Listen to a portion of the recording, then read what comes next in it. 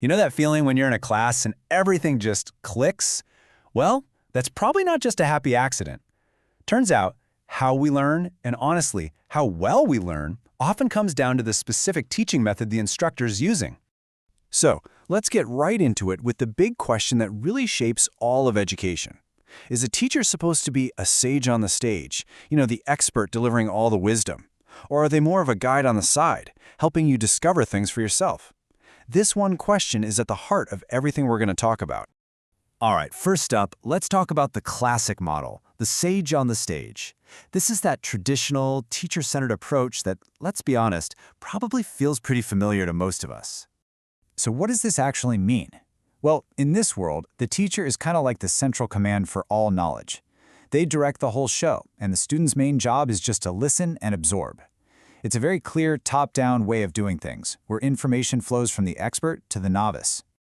And this approach has given us some of the most tried and true methods out there. You've got the lecture, which is all about efficiency.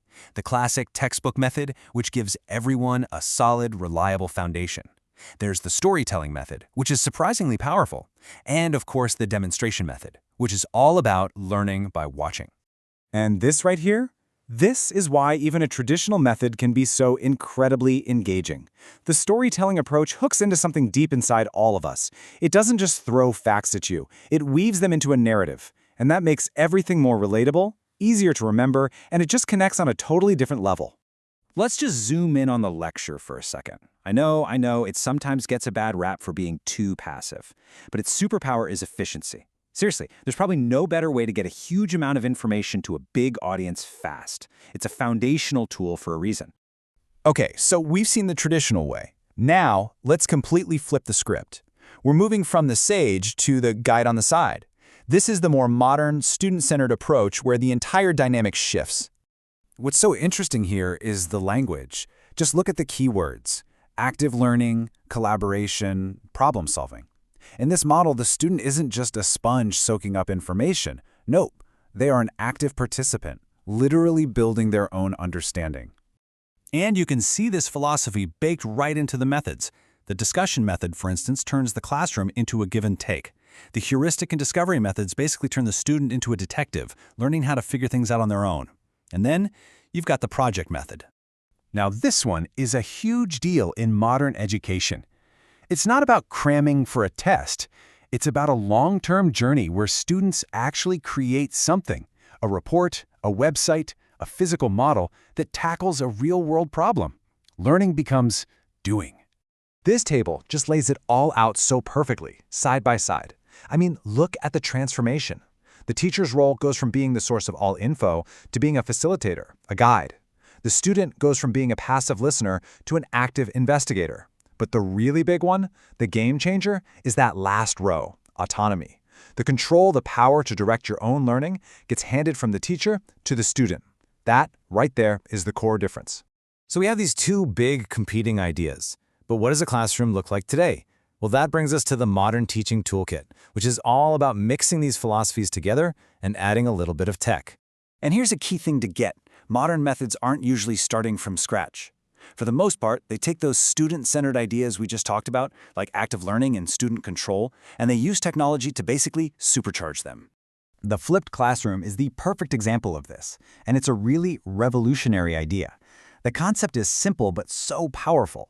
Why waste precious time with a teacher on a lecture that could just be a video? So, step 1, you learn the new stuff at home. Step 2, you come to class to do the hard part, the homework, the problem solving, the stuff you get stuck on. And that's when the teacher, who is now more of a coach, can give you immediate one-on-one help.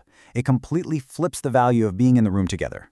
And the modern classroom is full of these really cool strategies. You've got blended learning, which tries to get the best of both online and in-person worlds. Gamification uses things like points and badges to tap into our natural love of competition. And differentiated instruction, this is a big one, is all about tailoring the lesson not for some imaginary average student, but for each individual's needs. And sometimes, even really simple techniques can totally change the vibe of a classroom.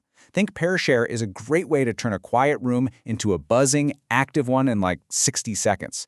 And the jigsaw method, it's a bit more involved, but it's incredible for teamwork. It basically makes every single student a crucial expert on one piece of the puzzle, so the group literally can't succeed without them. So, with all these different methods and philosophies, which one is the best? Well, that brings us to our last big idea. Thinking of teaching not as a single tool, but as a whole palette of colors. And this is maybe the most important takeaway of all. There is no magic bullet.